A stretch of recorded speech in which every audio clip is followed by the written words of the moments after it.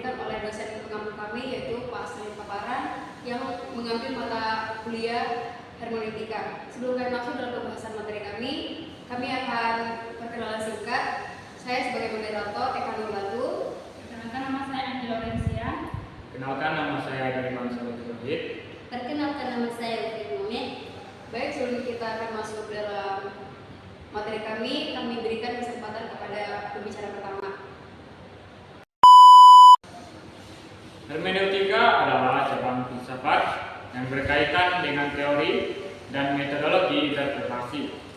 Hermeneutika awalnya berkembang sebagai metode untuk menafsirkan teks-teks suci seperti Alkitab, tetapi kemudian berluas untuk mencakup interpretasi teks sastra hukum serta fenomena budaya dan sosial. Hermeneutika bertujuan untuk memahami makna di balik teks dengan mempertimbangkan konteks, latar belakang, dan tujuan dari pengarang atau sumber teks tersebut. Hermeneutika memiliki berbagai manfaat dalam banyak bidang ilmu dalam kehidupan, terutama dalam memahami makna teks dan komunikasi, serta pengalaman manusia secara lebih mendalam.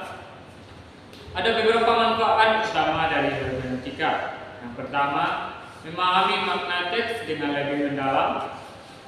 Yang kedua, meningkatkan dialog antar budaya. Yang ketiga, memahami perspektif orang lain.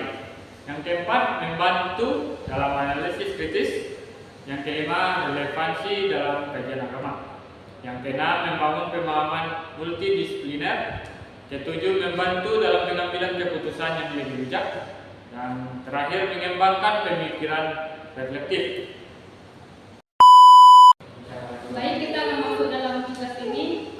Inti yaitu menafsir. Di sini kami menafsir ayat Alkitab yang terdapat dalam kitab Perjanjian Lama yaitu Mazmur 23 ayat 1 sampai 4. Dalam metode ini, hermeneutika kita akan menggunakan pendekatan kontekstual, historis, dan teologis untuk memahami makna teks secara mendalam.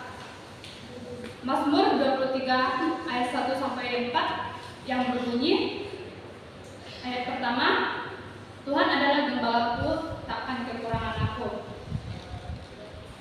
Yang kedua, Ia memberikan aku di padang yang berumput hijau, Ia membimbing aku ke air yang tenang. Yang ketiga, Ia menyegarkan jiwaku, Ia menuntun aku ke jalan yang benar oleh karena namanya. Yang keempat, sekalipun aku berjalan dalam lembah kekelaman, aku tidak takut bahaya, sebab Engkau besertaku, gadamu dan tongkatmu itulah yang menghibur aku.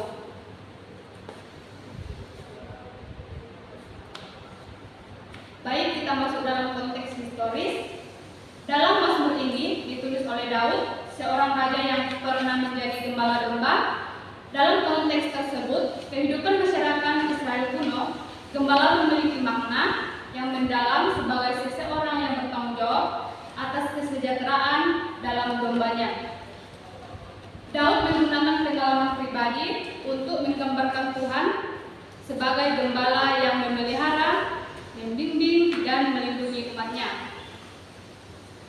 Masuk dalam pembahasan. Dalam Mazmur 23 ayatnya yang pertama yang berbunyi demikian, Tuhan adalah gembalaku, takkan kekurangan aku.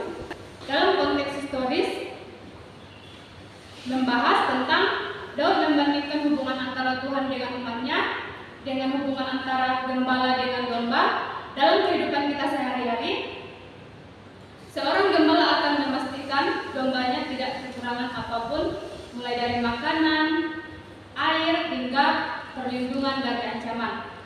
Yang artinya bahwa Tuhan sebagai gembala memastikan kebutuhan dasar Daud dan Tuhan terpenuhi. Takkan kekurangan aku menunjukkan keyakinan total bahwa Tuhan akan menyediakan segala sesuai dengan kebutuhan kita. Baik, ayat yang kedua, Ia membaringkan aku di padang yang berumput hijau. Dalam konteks budayanya yang menjelaskan tentang padang rumput hijau adalah tempat di mana domba dapat beristirahat dan makan dengan damai. Ini dalam samping dari kenyaman dan kedamaian, yang artinya Tuhan memberikan tempat perlindungan dan ketenangan, menghindarkan Daud dari kekhawatiran dan membawa dia ke tempat yang penuh kesejahteraan kerohanian. Baik, selanjutnya yang ketiga. Ayat yang ketiga ini membimbing aku ke air yang tenang. Dalam konteks budaya, domba cenderung takut dengan air yang deras, sehingga mereka membutuhkan air yang tenang untuk minum. Artinya, air tenang melambangkan ketenangan dan pemulihan jiwa. Tuhan bukan hanya menyediakan kebutuhan fisik, tetapi juga kebutuhan rohani dan emosional. Ayat yang keempat, ia menyegarkan jiwaku. Dalam konteks makna teologis, penyegaran jiwa bukan hanya berbicara tentang kesehatan fisik, tetapi juga pemulihan rohani dan emosional. Air artinya bahwa dalam pesan sebagai gembala, Tuhan memulihkan kekuatan dan memberikan hidup baru bagi umatnya yang letih. Sekalipun aku berjalan dalam lembah kekelaman, dalam konteks historis, lembah kekelaman atau dalam beberapa terjemahan disebut sebagai lembah-lembah yang mau, menggambarkan situasi yang berbahaya, mungkin menuju pada ancaman kematian atau penderitaan berat. Daud menghadapi berbagai situasi sulit dalam hidupnya, termasuk dalam menghadapi musuh dan pemerintah dan penderitaan batin. Namun, dalam situasi yang gelap dan menakutkan ini, Daud menyatakan keyakinannya bahwa Tuhan tetap bersamanya. Gadamu dan tongkatmu itulah yang menghibur aku. Konteks budaya, gada dan tongkat adalah alat yang digunakan gembala. Gada dipakai untuk melindungi dari serangan binatang buas, sedangkan tongkat dipakai untuk membimbing domba.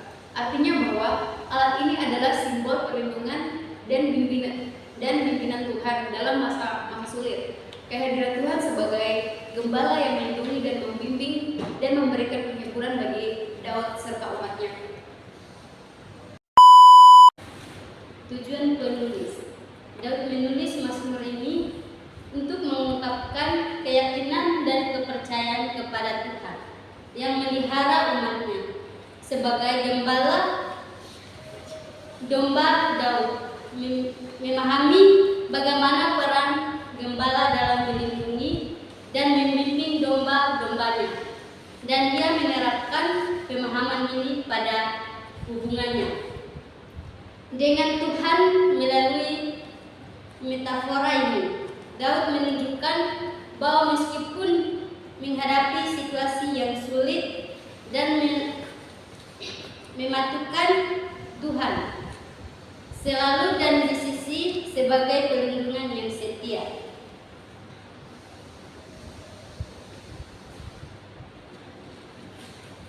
Kesimpulan, dengan mengungkap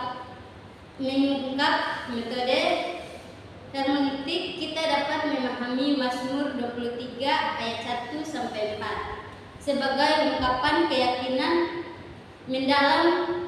Daud membawa Tuhan adalah gembala yang setia dan selalu hadir dalam setiap aspek hidupnya. Tuhan menyediakan, memimpin, melindungi, dan melihara kedamaiannya, bahkan di tengah bahaya dan kegelapan. Melalui penafsiran kontekstual, histori, dan teologis, kita dapat menerapkan pesan di dalam kehidupan kita dengan percaya Tuhan sebagai pelindungan dan pelihara yang selalu hadir dalam segala keadaan. Sekian presentasi dari kelompok kami. Maaf jika banyak kesalahan, kekeliruan dalam kelompok kami. Sekian dan terima kasih. Shalom.